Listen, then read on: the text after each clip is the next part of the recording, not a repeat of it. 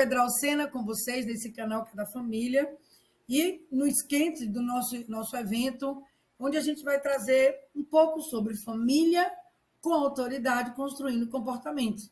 Nós vamos ser 100% online, estaremos 100% online, 100% gratuito para vocês, onde a gente vai discutir diversos assuntos a respeito da educação informal e essa autoridade necessária às nossas crianças, com ou sem diagnóstico. Esse momento hoje aqui vai ser de algumas perguntas que sempre me fazem, aparecem sempre em palestras, e vieram também de forma online para o nosso canal. Fiz uma seleção de 3 ou 4 aqui, e eu vou falar um pouco para vocês sobre essas perguntas, e vou deixar já de modo geral no nosso canal. Uma pergunta muito comum é: quando começa a se educar filhos? Essa foi uma pergunta que já há muito tempo foi feita e voltou a ser perguntada exatamente por causa dessa dúvida a respeito de quando a gente começa a educar filhos. E eu sempre respondo da seguinte forma: a gente começa a educar filhos quando coroa. Saca? A pessoa nascer, coroou, está na hora de educar. Porque o cérebro, ele vem precisando de já orientações. Então, quando a criança nasce, ela tem uma comunicação. Essa comunicação é o choro. A criança usa o choro para comunicar frio, calor, incômodo, dor, fome, desejos, manipulação. Nossa, meu bebê manipula? Claro, todo mundo manipula para conseguir alguma coisa. São estratégias de vida e de sobrevivência. Então, a criança, ela utiliza o soro quando ela percebe que algo na barriguinha dela dói, que ela não sabe o que é, e ela precisa comunicar que existe algo, então ela chora e imediatamente ela é saciada em sua fome. Essa passa a ser, então, a comunicação. Ela sente a dor da fome, ela chora e as pessoas dizem: eu acho que ela está com fome. E isso sacia uma vontade dela. Lógico que tudo dentro do seu horário, percebendo. Tem gente que trabalha com livre demanda, tem gente que trabalha com horário, eu particularmente trabalhei com horário. E essa criança começa, então, a querer outras coisas. Então, tem toda essa coisa do colo, que eu acho que é um exemplo muito bom, porque o uso excessivo do colo ou não muda um pouco a vida da criança. Então, é uma criança que, ela, lógico, quando ela nasce, ela sai de dentro da barriga, ela sente todo aquele calor, aquela coisa bem maternal, bem aconchegante, e de repente ela está fora, no mundo mais frio, no mundo mais amplo, e ela não sabe conviver com isso. Então, é diferente estar no colo, é diferente estar num berço. O que acontece é que o colo traz esse aconchego para a criança e ele é necessário, mas não tem que ser o tempo inteiro no colo. A criança precisa do espaço maior para aprender a conviver com esse espaço, ela precisa começar a aprender a viver com essa imensidão que ela não tinha antes, porque ela vai precisar se desenvolver. Então, o colo, ele é interessante em determinados momentos, e o espaço do berço ou de algum outro lugar, como o chão, como a cama, também é importante, porque a criança precisa se desenvolver em sua motricidade. A sua área motora precisa de espaço para desenvolver a motricidade, que seria inicialmente a virar o corpo, segurar o pescoço, que é feito também no colo, mas é feito também na cama. Começar a fazer o deslocamento com o braço, inclusive virando de frente e ficando de bruço, até que ela possa sentar, ajoelhar e ficar em pé. Todos esses movimentos precisam de espaço para acontecer. O que acontece se fica no colo o tempo inteiro? A gente pode incidir num atraso global ou num atraso do desenvolvimento motor, o que também implica numa série de outras situações da vida de uma criança. Então, por mais que a gente possa imaginar que isso é uma coisa óbvia, isso é educação. Porque a gente vai precisar dar esse espaço, esse momento de vida para a criança, para que ela possa realmente se desenvolver. E isso é educação. Então, desde o início, a gente passa informações para o bebê básicas, óbvias, lógicas, rápidas, curtas, mas a gente está passando educação. Eu sempre dou esse exemplo para vocês. Isso é o ato de bater. Mundialmente, ele é conhecido como o ato de bater. E um bebê faz isso. Ele levanta a mãozinha e bate no rosto. E se a gente faz, não, não, machuca. Ó, rosto de mamãe, rosto de papai, machuca. E se a gente mostra para ele que a gente não gostou, esse ato faz com que a criança iniba e não faça de novo, porque foi algo que não se gostou. Mas se ela faz isso e eu dou risada, ele me bateu, eu vou estar dando informação para o bebê que isso é uma brincadeira. Ela não tem o parâmetro de saber o que é certo, o que é errado. E não adianta eu ficar com atitudes dialógicas com ela, conversando, mostrando. Ela não vai entender porque ela não tem um cérebro preparado nem habilitado para receber informações, porque nada daquilo para ela que está sendo dito e que são palavras são abstratas. A criança não entende. A diferença aí nessa intervenção, que pode parecer besteira, mas já é educação, é de que quando eu faço não, não, o meu rosto demonstra que não foi bom. Quando eu faço, oh, que bom, eu demonstro que eu gostei. Isso é concreto. Essa comunicação a criança entende. Com ou sem diagnóstico, ela entende. Então, as minhas permissividades, os meus nãos, começam daí. O que parece bobagem para a criança é uma dimensão de informação. Isso é educação. Por isso que eu costumo dizer que começa quando a criança coroa, quando a criança nasce. Porque todas as informações começam a ser instaladas a partir desse momento. Quando a gente dá o peito para a criança, quando a gente oferece a alimentação, quando a gente oferece a mamadeira, se for o caso, nós estamos fazendo uma comunicação, mantendo uma comunicação, iniciando uma comunicação com o bebê. Quando eu olho no olho da criança, quando eu paro para olhar para essa criança, quando eu acalento ela, quando eu descubro qual o incômodo dela, eu estou oferecendo um momento de comunicação. E essa comunicação também é educação. Um dos conselhos básicos que eu dou: conheça o seu filho. Ninguém é melhor no mundo para dar uma informação sobre os nossos filhos do que nós mesmos. Conheça o seu filho. Não diga a ele o que você quer que ele sinta, mas sinta o que ele está lhe mostrando. Apalpe, futuque, olhe os ouvidos, olhe a boca, aperte o estômago, veja se sai gases, é punzinho que está saindo, é gases. O pezinho bate um no outro, é cólica. A linguinha sibila, é cólica. Botar a criança de bruço é bom. E perceber os desejos da criança, ver a manipulação, a hora da alimentação, tudo isso é educação. Quando é que começa a educar filhos? Quando eles nascem. Vamos pensar. Como a gente está falando sobre perguntas, a outra pergunta muito interessante é sobre quando eles se jogam no chão, o que fazer? Pergunta normal. Quando eles se jogam no chão, esse primeiro processo de cair no chão e começar a chorar por conta de algo que eles querem é considerado dentro do desenvolvimento infantil. Ele é considerado birra. Sim, birra, a famosa birra, que não é um ato alheio ou alienado ou acontece do nada. Ela é entendida e faz parte do desenvolvimento infantil. E o que é a birra? A birra é nada mais, nada menos do que a ferramenta que a criança tem para pedir algo. Ela não sabe pedir eu quero.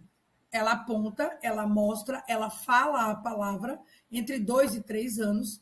E quando não é, ela não consegue o que ela quer. Quando ela percebe que o adulto não quer fazer, ela faz a birra. Ela chora, ela grita, ela pede, ela se joga no chão. São etapas. O que a gente precisa entender é que isso é um direito da criança. Como assim? A criança tem direitos. O que ela faz está dentro de um contexto de desejos, de direitos, de lutar pelo que ela quer.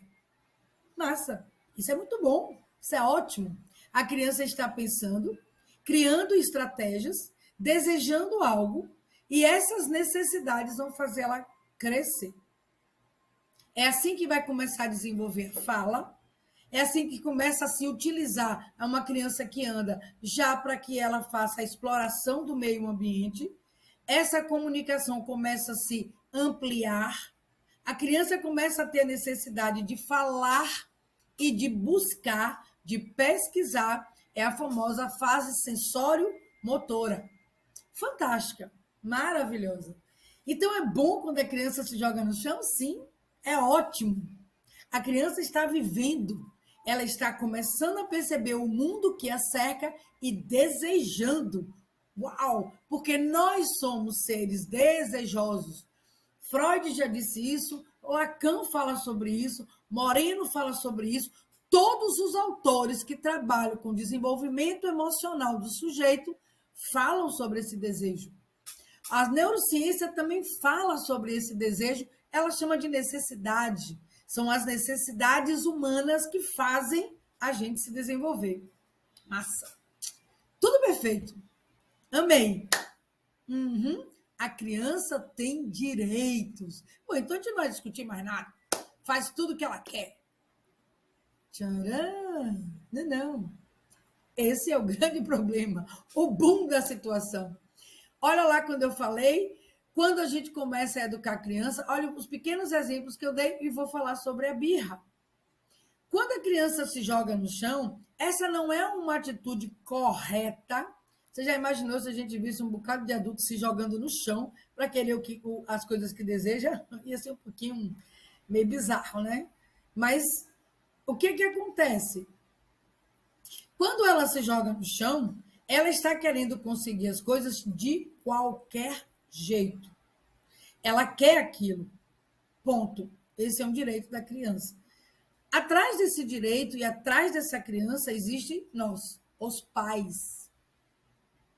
É aí que a gente começa, então, a instalar de uma forma mais profícua, mais inflexível e mais tênue a nossa autoridade. Exatamente nesse momento. Onde a gente vai dizer à criança não. Ela quer algo que é absurdo, ou algo que não é bom para ela, ou algo que vai prejudicar, ou algo que não seja interessante, mas quem sabe o que é bom e o que não é bom somos nós, os adultos. E por conta disso, a gente vai ter que dar esse não a essa criança. Então, no momento em que ela se joga no chão, você vai dizer para ela: opa, não. Que isso? Para que se jogar no chão? Se você deixar ela no chão e der a ela o que ela quer, você está entrando no processo de permissividade. Nesse momento, você instaura essa relação de permissividade e instaura o comportamento de birra como sendo um fator definitivamente próprio, apropriado e de direito. Então, ela vai se jogar no chão sempre. Ela vai estar sempre utilizando dessa ferramenta para conseguir o que ela acha que é de direito dela. É de direito querer, mas não é de direito ter o que faz mal para ela. Então, se ela quiser tomar um vidro de remédio porque é gostoso, um vidro de xarope, ela vai se jogar no chão, ela vai querer tomar o xarope todo, e fica a pergunta para vocês. Vocês vão dar um vidro de xarope para a criança porque ela se jogou no chão e ela está chorando e ela quer de qualquer jeito? É um remédio. É gostoso, mas ele serve para uma patologia. Vocês vão dar para que ela não chore, não se jogue no chão? No momento em que vocês cedem, vou repetir, está instaurado o comportamento. No momento em que vocês inferem e intervêm e dizem, pode parar, você não vai cair no chão, não é assim que a gente vai resolver as coisas, vamos conversar, ou simplesmente não, mamãe não vai lhe dar, isso é remédio, e remédio não se toma dessa forma, acabou o assunto.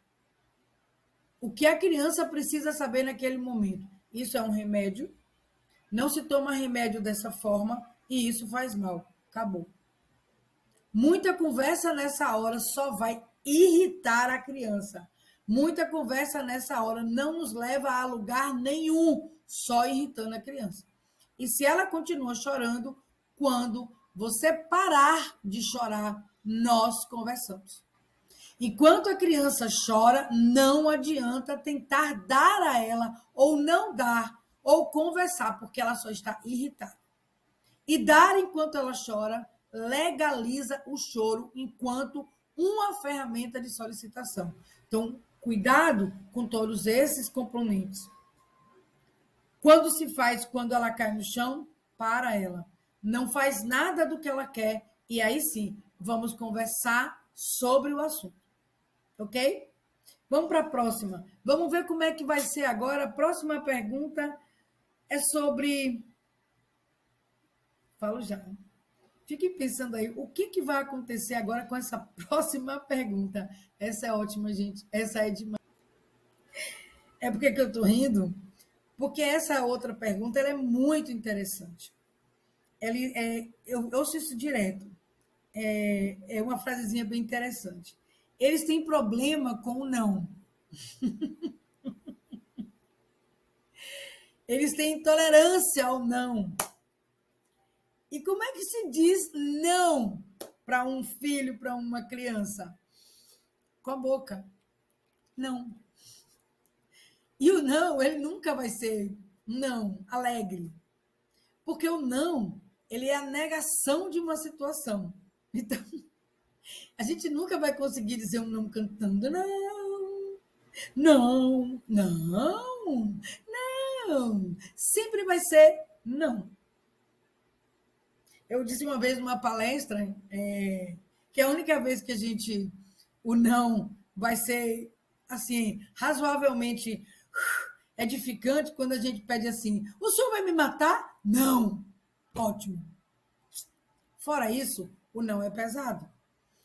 O não é negação sempre, gente, de algo que eu não quero, que não vai acontecer, que não pode ser, que não tem que ser, que não é, que não deve, que não é para ter. Não.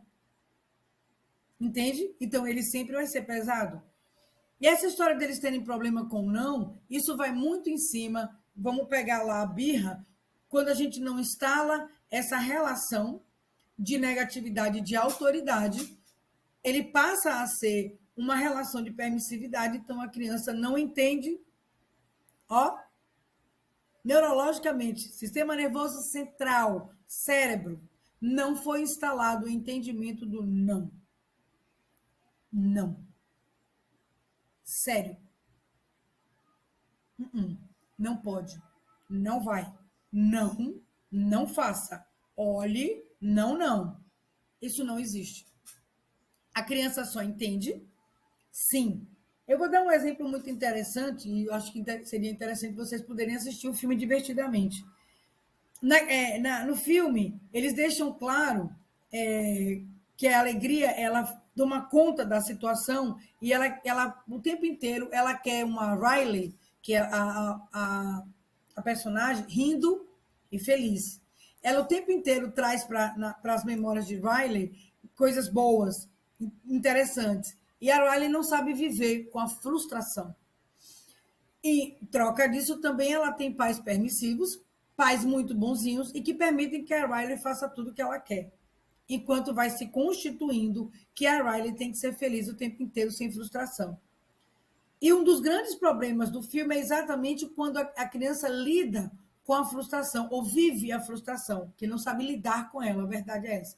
Ela vai viver uma frustração de algo que ela não queria, que não foi inerente ao processo, fugiu do controle dos pais, uma mudança de onde ela estava para um lugar completamente que ela considerou inóspito, e tudo que ela fez para tentar dar errado não deu. Aí ela começa a entrar em fracasso e aí ela começa a sofrer. É quando dá o boom na cabeça dela, a alegria e a tristeza se perdem dentro do contexto neurológico e aí ela fica sem ter como saber agir diante dessa situação. É ilustrativo e é exatamente isso que eu estou falando. A criança não sabe viver com a frustração, a criança não sabe viver com o não. Ela não sabe porque não foi instalado em casa esse não, e ela vai viver isso lá fora, na sala de aula, com a professora, no dia a dia. Ela vai ter que viver com o não dos coleguinhas, nem todos vão querer brincar, nem todos vão querer brincar com o que ela quer, não é ela que vai decidir, ela vai encontrar outros líderes, ela vai encontrar pessoas, crianças criativas, crianças birrentas, crianças que querem, crianças que não querem, a própria rotina da escola. Esse vai ser o grande momento da criança que não sabe conviver com o não. Aí ela começa a reagir de uma forma negativa. Ela passa a fazer birras constantes, ela passa a bater, ela passa a brigar, ela passa a chorar, ela passa a ser infeliz. Porque não foi instalado não em casa. Não existe intolerância ao não. Existe sim, como eu falei. Não tem o direito, a criança tem o direito de não aceitar o não, mas não existe a opção dela não entender que ela não vai existir esse não. Esse não vai existir, a vida vai dar esse não para ela, dá para a gente, dá para todo mundo. E eu preciso preparar o meu filho para entender os não da vida. E o primeiro não, quem dá, somos nós, os pais. Nós somos a primeira objeção conflituosa da criança. E eu preciso ser essa objeção. Eu preciso ser esse conflito da criança. Por quê? Porque é comigo que ela vai aprender a se defender. Ela vai aprender a usar outras estratégias para conseguir o que ela quer, para ela ir correr atrás do que ela quer. Eu vou mexer com a inteligência da criança. Se eu ofereço a ela tudo que ela quer de mão beijada, ela não precisa se desenvolver, ela não vai ter essa necessidade de pensar, porque basta ela se jogar no chão, chorar, que ela tem o que ela quer. Ela vai ser frágil, ela vai ser fraca, ela não vai saber resolver os problemas dela, ela vai sempre, o tempo inteiro, querer ser assistida e não lutar pelo que ela quer. É um direito da criança desejar as coisas? É. É um direito da criança lutar desta forma? É. Mas qual o meu dever como pai e como mãe? Ensinar a meu filho, com certeza, a saber lutar. E eu sendo essa objeção, ensinando a ele a receber ou não, ele vai saber dar não lá fora também. Ele vai saber lutar. Ele vai ser forte, ele vai estar fortalecido. Basta vocês pensarem que dentro de todo um contexto real, como é que um exército luta lá fora? Ele tem que fazer exercícios de guerra dentro do seu próprio país. Ele não vai matar ninguém, mas ele vai simular situações para aprender a se defender. Caso contrário, ele vai para lá cru, ele não vai saber se virar. As lutas internas, os conflitos, não são ruins para a criança, são necessários para o crescimento dela. Eu não estou falando de guerras, de lutas, de conflitos, de coisas ruins. Eu estou falando dos desejos da criança e os nãos que eu preciso dar, e eu ser esse primeiro muro conflituoso que a criança vai encontrar, que ela vai aprender a lutar. Mas antes ela aprender comigo, para ir lá para fora, do que ela se sentir frustrada com o mundo lá fora. Então, não existe isso.